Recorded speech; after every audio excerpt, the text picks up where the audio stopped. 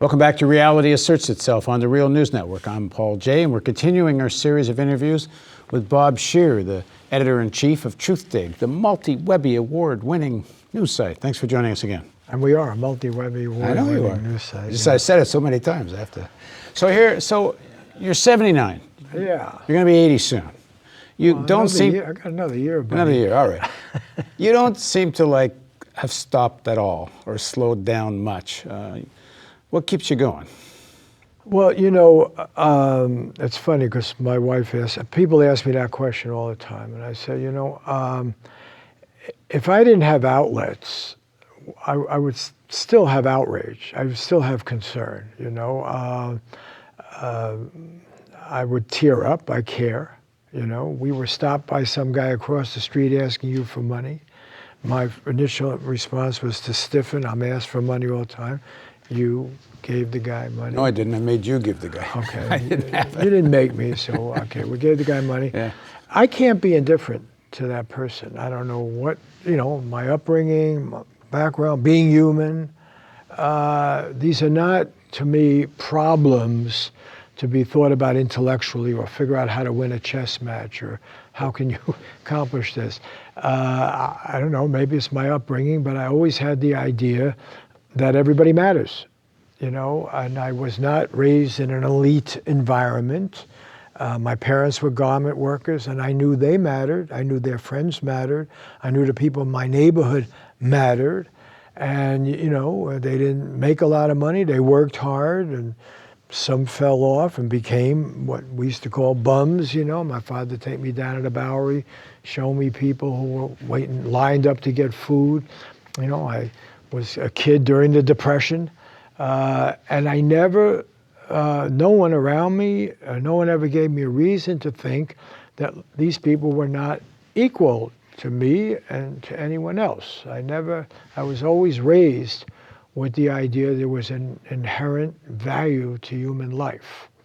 And I think, and it certainly was not based on religion. I think it was enhanced by not being religious. I had to find meaning in the secular life. I couldn't be waiting for another life. And I couldn't find it just in scripture or something. My parents had both basically rebelled against the life of scripture. They saw its downside. My father was crushed by seeing what happened to Christian Germany. He'd started out raised as a Lutheran and, a law and order people, hardworking, good attitude, and he saw them descend into barbarism. And he was here when that happened, but this was the big struggle in his life. How did his people, the good Germans, become such maniacs and kill people like my mother, who was Jewish, and then my mother always had a real strong universalist sense of being Jewish. She didn't think the Goyim were inferior in any way, even when they were anti-Semitic, which she'd grown up with in Russia, the Tsar and then later the Bolsheviks, and she's seen the brutality, she's seen pogroms, two of her sisters had been killed in pogroms, and yet my mother always believed everyone had importance in life. And I think I told you the story when AIDS came along. There's my mother with Parkinson's and suffering and everything, tells me I have to write about AIDS, that people are hurting, and so there was always a sense that what gave life meaning was your concern about others. You mentioned Germany descending into barbarism. It didn't take very long in terms of the number of years. Do you think that can happen here? I not only think or do you think it's happening here? No, I don't think it's happening here, but I do think it can happen here. I think, and one of the really disappointing things about Germany for me, because I've gone back there quite a few times, found my father's brother and all that sort of thing. It was a nice guy, a good guy, is how they could return to normalcy so quickly, almost like it didn't happen, But then again, I've seen other manifestations of it. I went through the American South in the 1960s and was dumbfounded by segregation. Dumbfounded. The separate drinking fountains. I mean, what's segregation? I mean, and suddenly everybody forgot about it. Next thing I knew, I'm interviewing Jimmy Carter in the New South and the Old South. And I used to say cynically, the New South is the Old South plus air conditioning. But what happened to those attitudes? And, they didn't just die out. They persisted. People had to struggle with them. We have racism now. See, the murders of young black men, Yeah. the mass incarceration, Yeah, and this is barbaric. Well, but it's also based on the idea that their lives don't matter as much as other lives. So Jewish lives didn't matter as much as Lutheran lives, or maybe they're connected with the devil or something. Who knows? They're inferior people. And so those attitudes persist internationally. And they always offended me. And when I realized there were things I could do about it, at a quite early age. I remember my uncle Edward took me to picket in Ebbets Field for them to hire Negro athletes. I thought, well, you could do something about it. You can raise your voice. My parents were union organizers. They thought they could improve their condition, And so I always had the idea that people can make history and that we had an obligation to make history to the best that we could. And my expectations were really quite low when I think about it. It's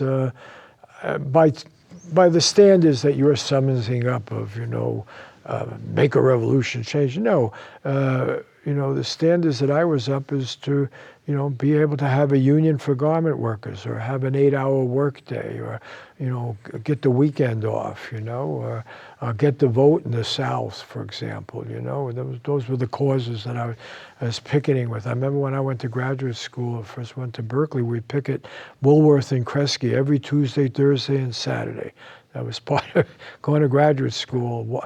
We picketed Auto Row in San Francisco. We picketed the Sheraton Palace Hotel because they wouldn't allow people of color to work the front desk. San Francisco, for God's sake, and then, so later we're fighting about things like the right of farm workers, or the right of immigrants, or the right of gay people, or women's rights, equal pay. So to my mind, it very clearly was better to struggle over these things and celebrate, what might seem small victories, but they added up. And I guess my optimism is that I've seen quite a bit of positive change in this world. I've seen, in many ways, things get better. And I think there's other people who don't see it that way. They think things are getting worse. But globally, we sure have a lot of people who have been given opportunities that they didn't have even 10, 15 years ago. Right? Not everywhere and not evenly, but... we did. It's getting worse now. There was a time when there was a somewhat lowering of poverty and starvation, but the numbers are actually coming back the other way again. Let me challenge a basic thing that's going on here. Maybe this will help. Maybe because I grew up among immigrants, where I grew up in the Bronx, foreign languages were everywhere, and everybody was coming from some other place and had some story, and some of them had arrived just months earlier or weeks earlier, and you'd hear tales of the rest of the world and everything. And I grew up loathing an America-centric view of the world. And I think that's at the heart of a lot of concern that some of my friends have. They see all of change having to take place here. They see the American condition as the critical one for the human experience. I don't have that view. I'm optimistic that America will become a better player in the world, but I think that requires, first of all, recognizing that we are not the all-powerful, all-knowing center of it all. We've had a good run.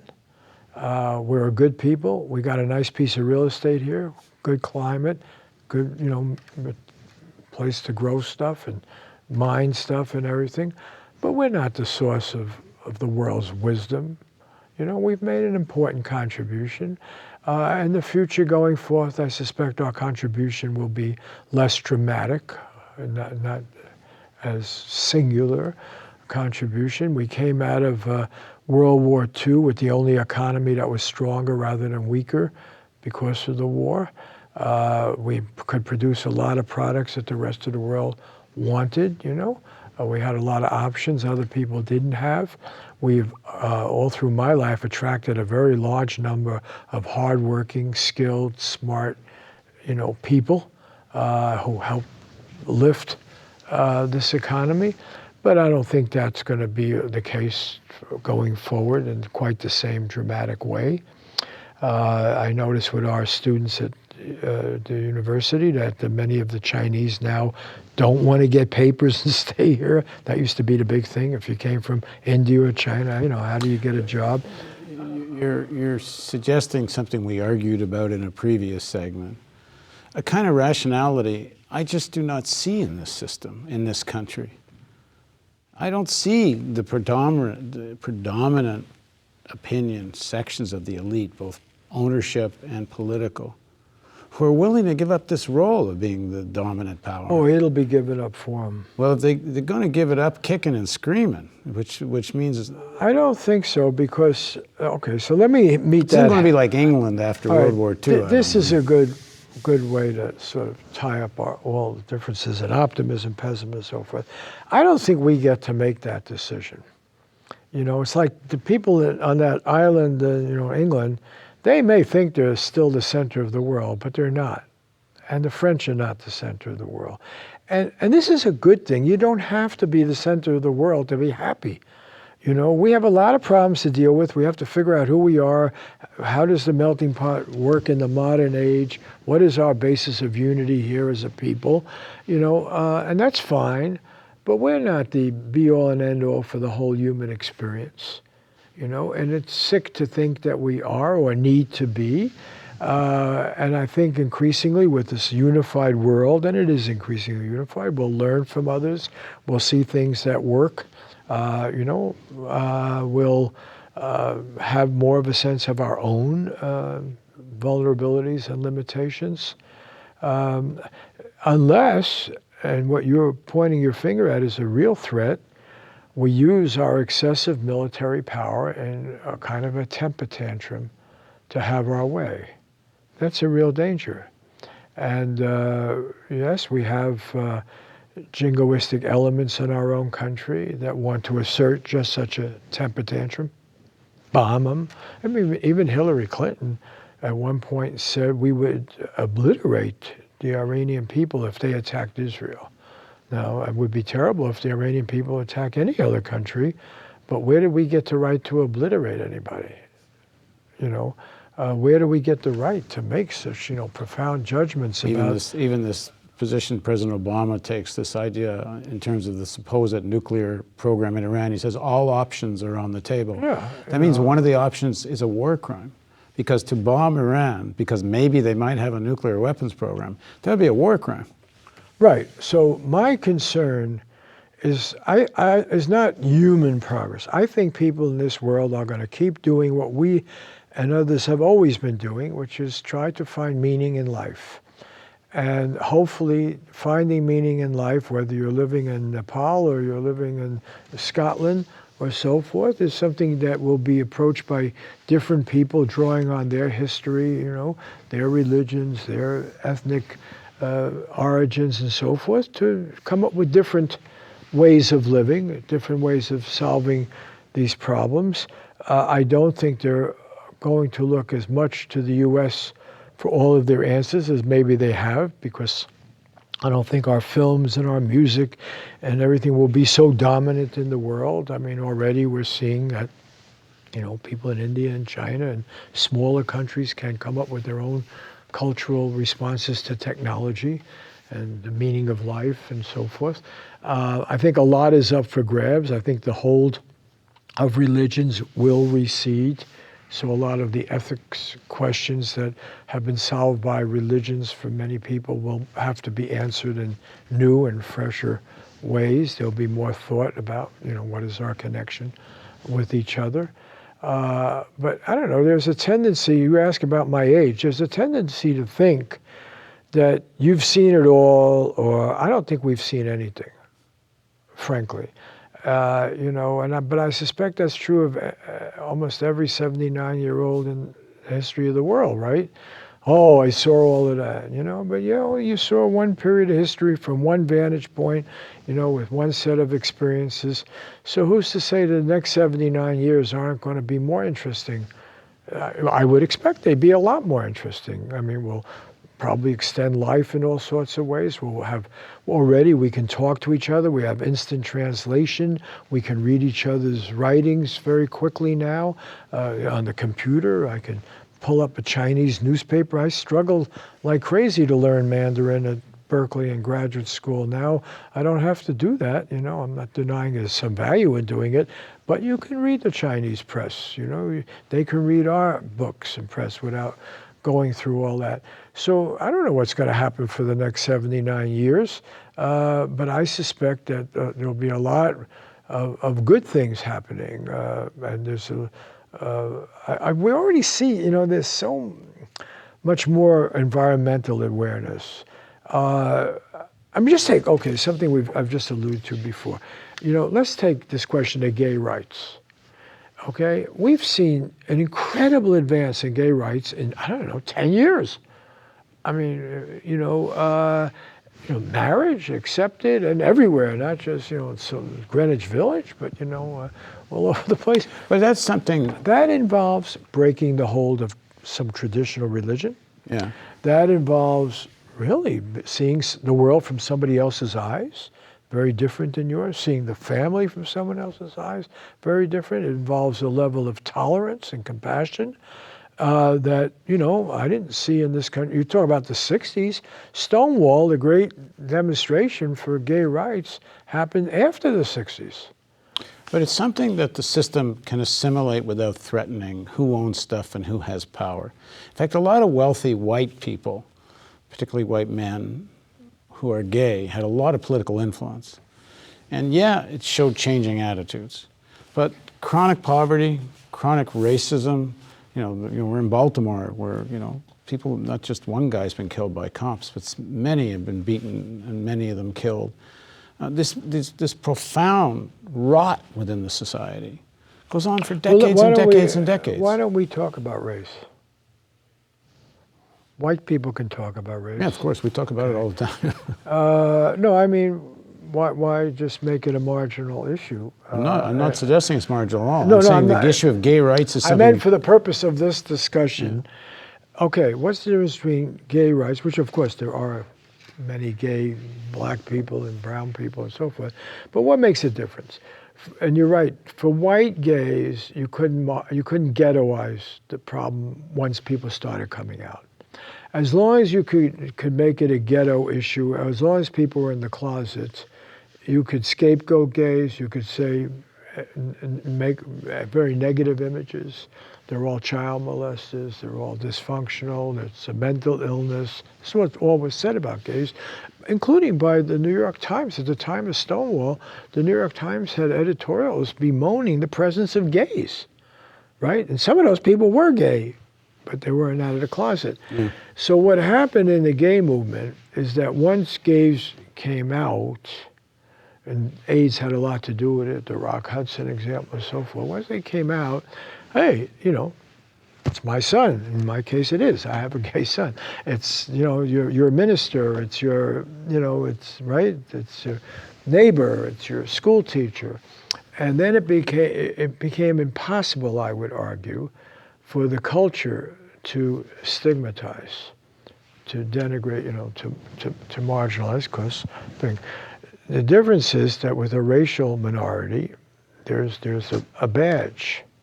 Well, that's one difference. It's a big difference. It's a big difference. It's a big difference. Because as my dean, who happens to come from a very high, Ernest Wilson, and his family goes back, I think, 3 generations at Harvard, and they go back to, very respectable lives, but he will point out that his sons, and he himself, are stopped by the police, profiled, and have that same harassment, no matter the degrees, no matter how they're dressed or anything else. So that label is then able to use to stigmatize people, but also the fact is there's a historic legacy of oppression for black people in this country that we, meaning the mainstream society, have wanted to minimize. You know, the experience with segregation, and before that obviously slavery, was such a profoundly deforming experience. And the way the rest of society handled it when after slavery and then after segregation was to minimize it. You know, but I remember Willie Brown, who went on to become the mayor of San Francisco, and before that was at one point, the most powerful person in the California legislature. And I interviewed him for the LA Times one point, and I remember Willie Brown, this is before his full rise, he was talking about growing up in Mineola, Texas, and walking down the street and some white young kids, teenagers are coming. His father would get off the sidewalk, the raised sidewalk, and go into the gutter to make room for them. You know, he would talk about being up in the crow's nest of the movie theater, but not down with the white people. And you know, you don't, a society that wants to deal with that has to confront it and in a very serious way. We have never done that. We assumed, oh, the court made this decision or this happened. Oh, now get over it. Get over it. All right, final word to young people watching this piece. History matters. And you have to understand the history of other people as well as yourself. You know, if you don't do that, you will not grow in your own understanding. If you could be talking about the Palestinians and the Israelis, you talk about black, white, brown, you know, you want to understand someone who's coming from Oaxaca and spent the first 10 years of their life there and they're now living in LA, you better understand that's not the same experience that's coming from, you know, Santa Monica and having had a white, privileged life. You got to understand where people are coming from in China or India and of different classes, different backgrounds, and so forth. And history has a hold on people. So give up American-centric view of the world. It's really critical. The arrogance of our culture is numbing. It leads to not just insensitivity, it leads to callousness, it leads to brutality. If you want to understand Abu Ghraib, if you want to understand what we did in Guantanamo, you want to understand, I mean, for me, the most compelling experience of my life was to be in Vietnam and to have witnessed in the North, particularly the effect of the carpet bombing, the napalming. I mean, it's just incredible in the South, you know, just what we were doing to a people who now, right, you got Vietnamese all over the place. You go have some pho at some restaurant, and you don't say to yourself, oh, I had the right to napalm that person who just served me the pho.